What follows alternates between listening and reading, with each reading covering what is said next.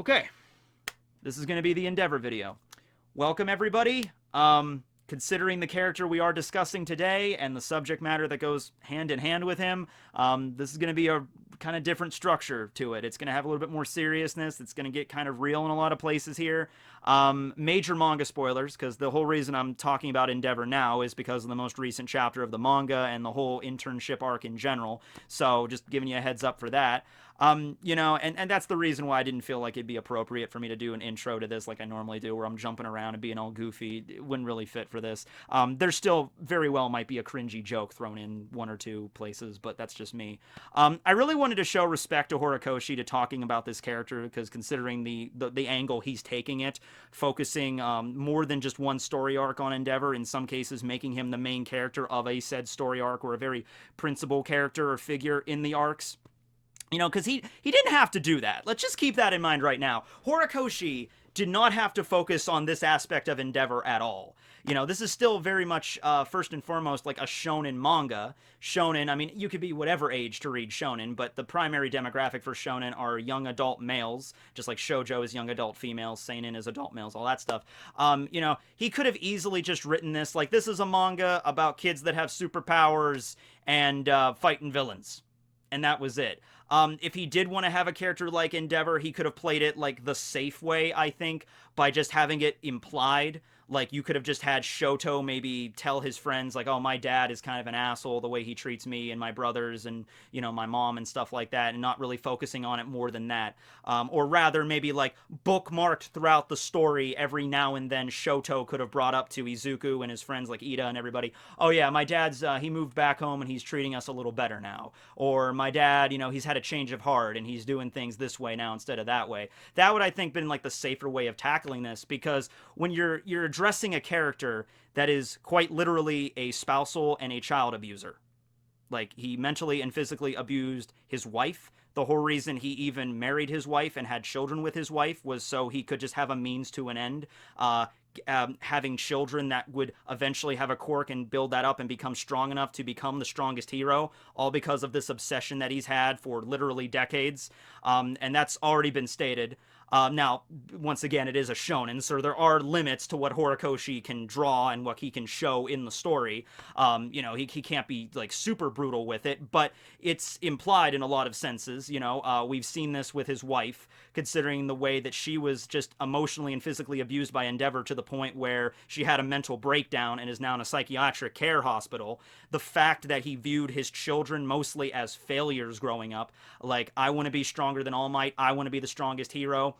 He realized that was going to be very difficult for him, so he decided, you know what I'm going to do? I'm going to find, not even so much as, like, a wife, it's more of just, like, I'm going to find someone compatible. I'm going to find someone that has a quirk that is compatible to my Hellflame quirk, and then we're going to have children, and then that raises the chances of those children gaining a really strong combination of these quirks, and I'm going to raise up that child to become the strongest number one hero and, be better than All Might, okay? And every child that didn't live up to that criteria, you're a failure, try again. Oh, you're a failure, try again. Nope, this one's no good. Hey, Shoto, looks like this might be the first kid that can actually do it. All right, well, I'm just going to train you night and day, starting at a very young age. He was 5 years old when he started this really brutal training. We see Shoto at that young age just puking on the floor, being pushed too hard by Endeavor. His mom, Ray, tries to get involved. Like, he's just 5 years old. You can't be pushing him this hard. Endeavor just knocks her away and is like, it's the reason he is 5 years old. He is old enough to do this, and just, sequestering him, just, basically quarantining him away from the rest of the family. Like, you're not allowed to look at your brothers or talk to your sister or play with them. That's a different world. Your main focus here is to listen to me, listen to my instruction, build up your quirk, and I don't care what I have to do to get you to that point. I'm going to build you up to the point where you can be the strongest number one hero. That's not that's not like just ambiguous. That's like directly, that's the backstory. That is what happening here. He is a child and a spousal abuser, straight up. Okay, so knowing that with Endeavor's character, tackling this the way Horikoshi is, he's like, I'm going to write this in a way where Endeavor is going to seek redemption, but Horikoshi knew he couldn't just deal with this with just one story arc. He can't have this all wrapped up nice and good in a bow and a present. Like, oh, there's one story arc where Endeavor's the main character and he defeats a villain and everybody loves him and everyone's happy and like, oh, we forgive you, Dad. And then wrap that up in a nice little bow, call it a Christmas present, and then Endeavor's character is redeemed. Done.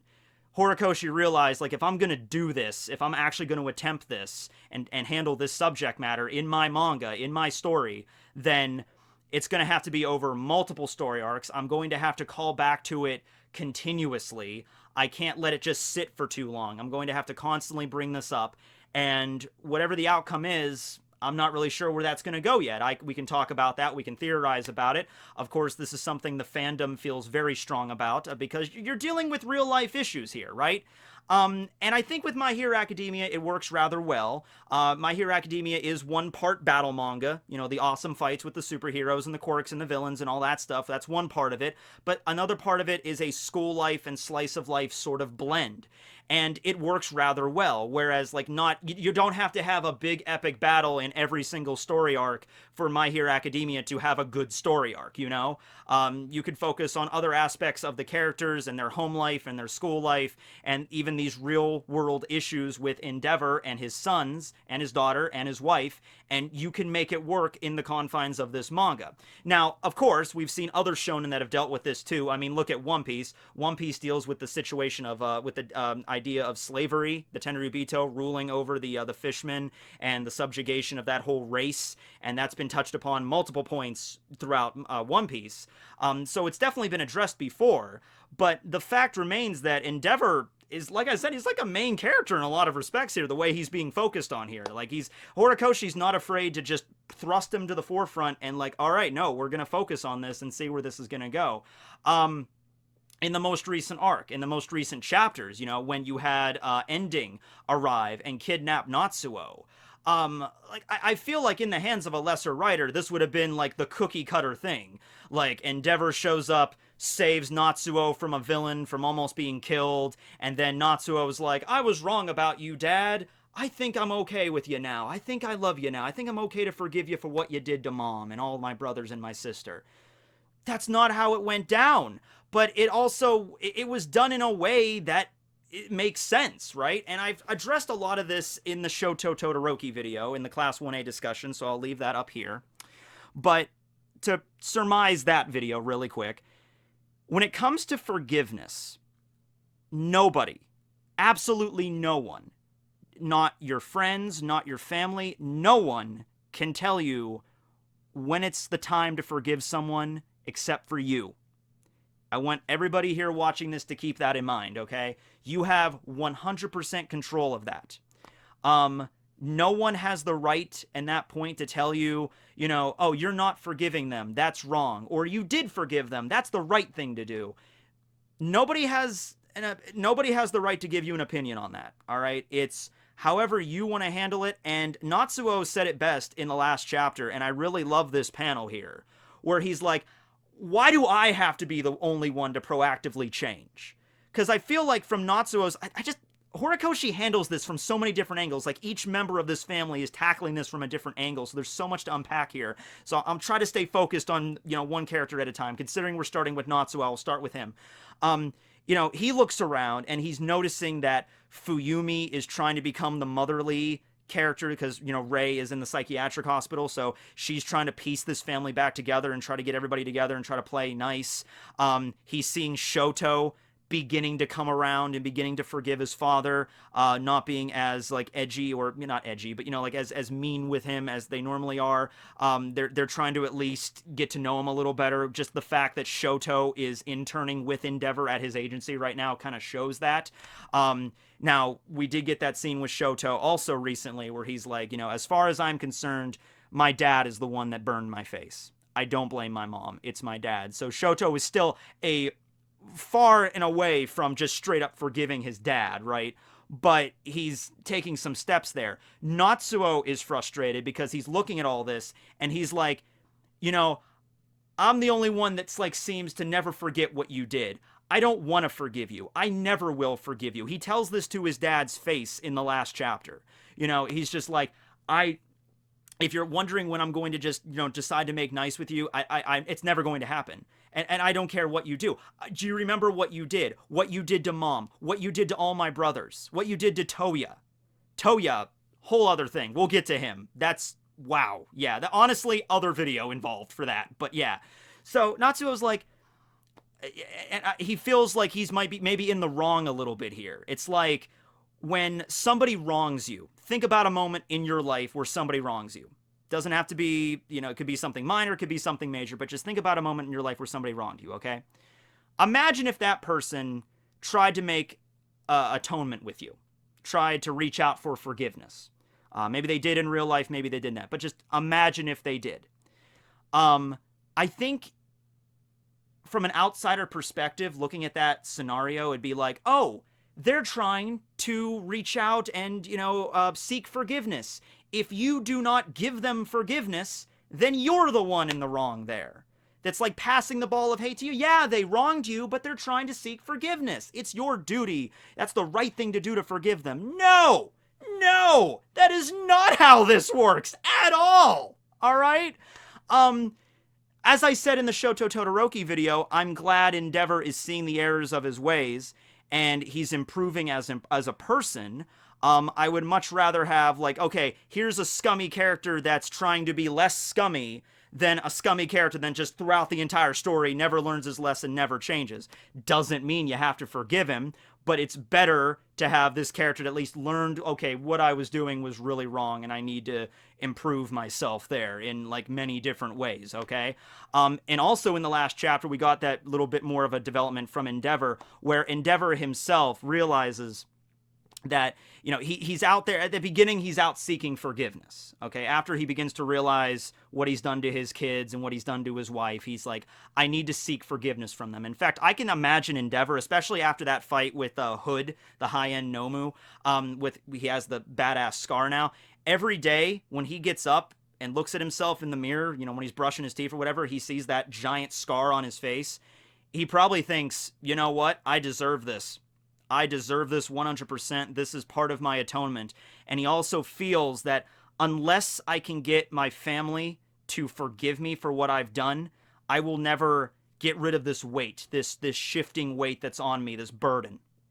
I have to somehow figure out a way to get Shoto to forgive me, to get Fuyumi to forgive me, to get my wife Rei to forgive me, to get Natsuo to forgive me. And once I achieve that, then I think I'll be okay.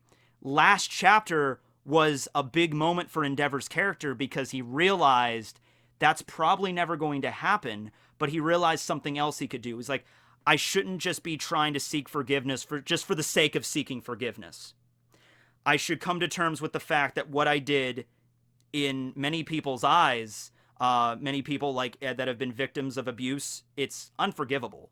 I used to work with somebody at, the store I worked at, Dollar Tree. This was years ago. I used to work with somebody that was a victim of abuse.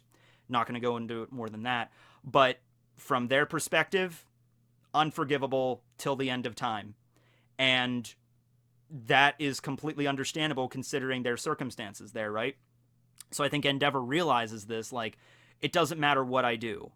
Natsuo's never going to forgive me, but I shouldn't just be seeking the forgiveness just for the sake of forgiveness. What I really should be doing is trying to improve the life of my family just for their sake. And in Natsuo's case, that means not being part of his life. Now, we did get kind of a hint in the last chapter also that Natsuo might also be on the cusp of forgiving Endeavor, or rather, like, he is capable of it. Well, of course he's capable of it, but he doesn't want to admit that to himself. He doesn't want to admit that, oh, maybe I can forgive Dad. He just wants to be like, no, it's never going to happen. I'm going to be stuck like this, and that's fine. I'm going to stay like this. And honestly, like, I'm not saying it can't be done where at the end of the story, or maybe not necessarily at the end of the entire manga, but at the end of Endeavor's little arc. His little story arc might end before the story, that's what I'm saying. But it doesn't have to end with, like, him around the table with all of his family members there and everyone being cool with him and everyone just being like, yeah, we forgive you, Dad. I'm not saying it's impossible for that to happen, but Horikoshi's writing really has to be on point, and the way he handles that has to be very, very particular in order for that ending of Endeavor's story to have any real weight to it. To not feel like a cop out, to not feel like it better not be like, Natsuo just shows up one day and is just like, you know what, I've just decided I'm cool with you all of a sudden, Dad. Like, it has to be a journey here. It has to be done in a very particular way, but it can still be done. Personally, my opinion on this, the way I see this going down with Endeavor, is that Shoto is going to forgive him over time. Not anytime soon, but over time he's going to forgive him. Natsuo, I feel, is always going to feel resentment for him. Fuyumi is sort of on that line right now where I think Fuyumi is even really kind of sad in this perspective. And she's really sad because she is the only daughter of the family. She's the one that's trying to, like, piece this all back together. Like, her family is a shattered vase on the floor, and she's like, it's my job, it's my duty to, properly put this all back together so we can all be around and have a nice dinner together again. And every time it fails, every time maybe Shoto or Natsuo get up to leave in the middle of dinner because Endeavor's there and they don't want to see or even talk to their dad, Fuyumi kind of maybe takes that on herself a little bit. She feels like, oh my god, I didn't do something right, or I failed, or I didn't do this right, or oh my god, this is my fault why it didn't work out.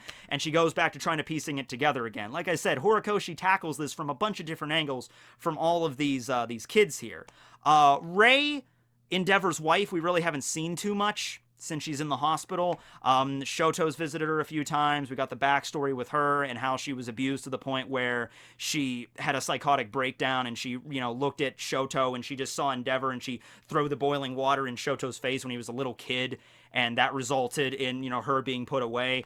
We learned the whole thing that when Enji was younger, which had to have been like, looking at the ages of his kids, Fuyumi is 23. She's the eldest right now because Toya is apparently dead. We don't know that for certain, but it's implied that Toya is dead. It's also implied that he's dead because, and this is speculation here, but this is implied that Endeavor pushed him too hard with his quirk growing up, and he had a weak constitution, so that's what ended up killing him. Once again, don't know for certain, and there's so much more with Toya that you can go into, but Toya was the eldest child born, the eldest son and the eldest child, but we don't know where he's at right now. So Fuyumi is 23. That would have made Toya at least 24 at the youngest. I mean, he might have been a little bit older, 25, 26 right now in the story, but he, at minimum, he would have been 24, a year older than Fuyumi or around there. So that means, like, when Endeavor's 46 right now, so that would have been Endeavor when he was, like, 22 or younger than that, 21, 20, around there, used his influence because he was already the number 2 hero at that point. He attained the number 2 hero spot relatively early on in his career. He used his influence and his money and his power to pressure Rei's parents into setting up that marriage, all for the sake of just Endeavor having, these children. Now, Rei did bring up that, like, there were a few points in the marriage where Endeavor, wasn't abusive. It's like there was that one time where, that he delivered the flowers for their anniversary and stuff like that. But, I mean, come on now. If you've ever been part of, like, or if you've ever known an abusive family, abuse it's not in my family particularly, so I can't really relate to it in that regard. But I've just known people, that have had it, and beyond that, I don't know. So I'm not really an expert here, so I don't really feel comfortable talking about this. Can you kind of tell? But I feel like I have to. So what I was trying to say here is that, yeah, an abusive husband or an abusive father isn't necessarily abusive 24/7, every day of the week. They can have moments where they are nice or at least feign that kindness to their children or to their spouses. But, the abuse does not, I mean, their few acts of kindness do not make up for the abuse that they deal out. Oh yeah, he does these horrible things to me, but he also buys me flowers every now and then, or he remembers my birthday, and that makes it okay. No, it doesn't. No, it doesn't. All right, so yeah, that doesn't really help me very much here. That just tells me that, yeah, he has a conscience. He's not 100% a monster. But considering where we're at right now in the story, I already knew that because he is beginning to see the error of his ways and he is improving. So I already knew he wasn't, like, early on in My Hero Academia, like, yeah, I mean, you could see the way he's depicted there at the sports fest and the way he looks at Shoto and what he expects from him and everything. It's easy to look at him and just, copy and paste, 100% evil manga villain, like, but like I said, the way Horikoshi's handling this, it's going along at a good clip, and the pace is not too rushed here. It doesn't feel like this is happening really fast. It seems like everything's going along at the nice level there, especially when Endeavor was fighting against the high-end Nomu, and when when Shoto was watching that on the television, and everyone was kind of watching him like Izuku, like what's Shoto gonna do? This is his dad that's fighting against this villain, and his dad's really getting the crap beat out of him here in this fight. But considering all the stuff that Endeavor did to Shoto, how's he going to respond to this? And Shoto responded with, like, it took him a little bit of a pause there, but he's like, "You can do it, Dad. You go, number one hero. You can do this." So that at least proved that it's like Shoto has the capabilities of, like, looking at his father as a hero in that regard, and maybe possibly saying that he is trying to improve. Endeavor's reaching out to Shoto more and more, texting him. It's clunky at first because he's not used to it. It's very, very awkward. At dinner, that was an awkward dinner. Was that not an awkward dinner where they're all sitting around the table and, like they're talking about cooking and stuff, and Natsuo's like, well, I tried to cook, but my, dad couldn't, didn't like it or whatever. And Endeavor's like, I'm sorry, maybe next time we can, like, they're both, like, Endeavor's not very good at this, and Natsuo he gets up and he just walks out. Very, very awkward dinner. Then you have the scene with Bakugo there, just like, don't bring your damn family drama into my freaking dinner. I'm like, okay, Bakugo, maybe dial that down a little bit, maybe, but okay. So, where to go from here? I mean, I addressed a lot of this in the Shoto video, right? So I'm not gonna I don't want to repeat myself there with that. I can talk about this, the dream that Endeavor keeps having, and it's rather just, if nothing, it speaks to just Endeavor's just loneliness that he feels over the years and years of distancing himself from his family. Like, he has a family, but he can't connect with them at all for what he did. So he feels like this just endless loneliness from what he kind of did there. And it might have actually been from that loneliness that he began to try to change himself for the better there. But he keeps having this dream, and he talks about it where, like, I'm having a dream where my family, my wife and my children are all sitting around a table and just having dinner, and they're laughing and they're just having a good time, and I'm nowhere to be found.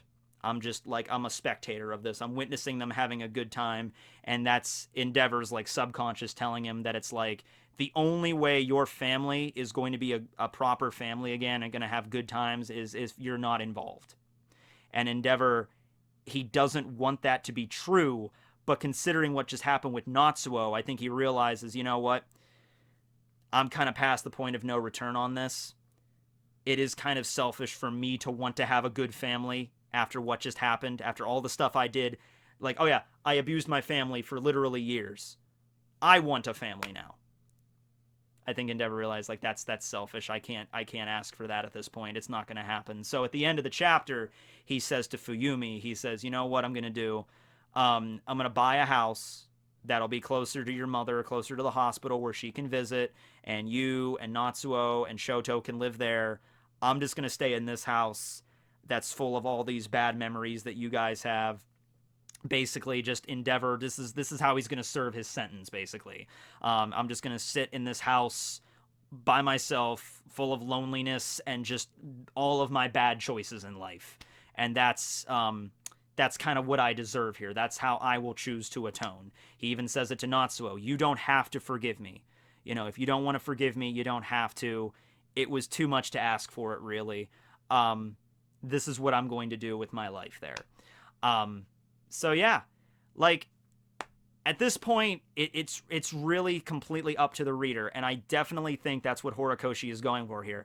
I don't feel like, after going through everything with his character, Horikoshi's trying to extend the message of, you gotta forgive him, everybody. I don't see that. I think Horikoshi's saying to the audience, it's up to you. I'm presenting this character like this. He's still a hero that saves people every day. And he's trying to better himself, and this is the way he's going about it. I can even imagine, like, I don't know Horikoshi's writing process with this. I don't know if he, looked into cases of abuse and researched it, or, in some cases, considering I've seen parallels to this and stuff in real life that I've known from people that I've known throughout the years, I wonder if Horikoshi even, like, interviewed people that were victims of abuse, and just to learn about their story a little bit and learn how the dynamics of how all that works and incorporated it into his manga. Because the guy seems to have a pretty good grasp on it, but like I said, once again, I'm not really part of that, so yeah. I've been saying once again a lot in this video, I apologize.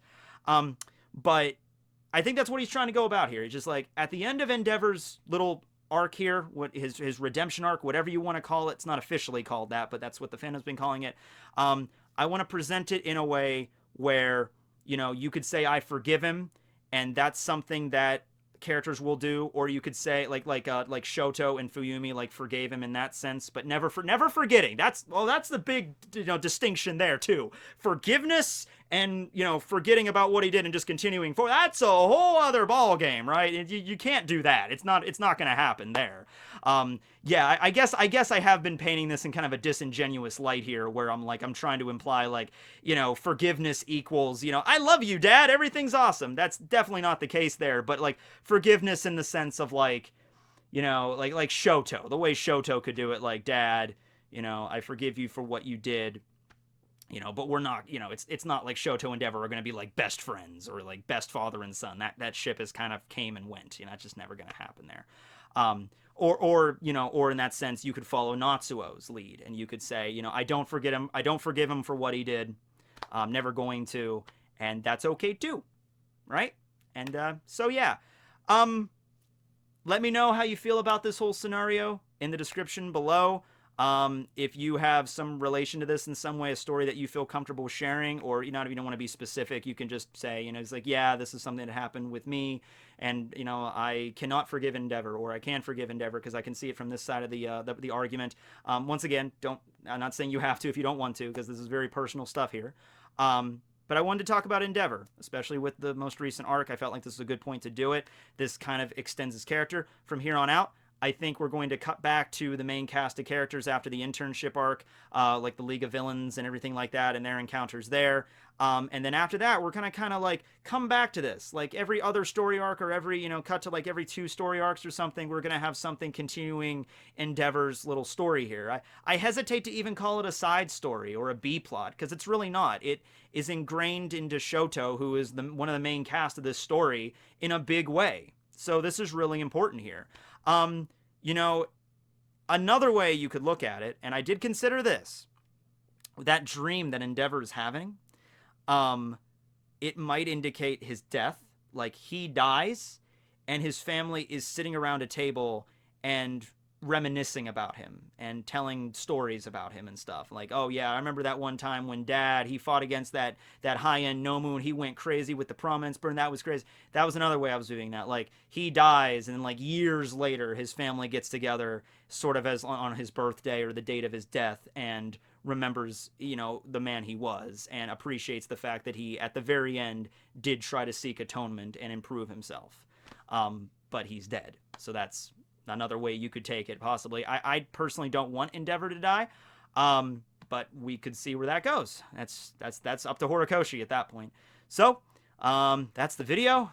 Thanks for watching. I really appreciate it. This will be Tekking101 signing out. Later, everyone.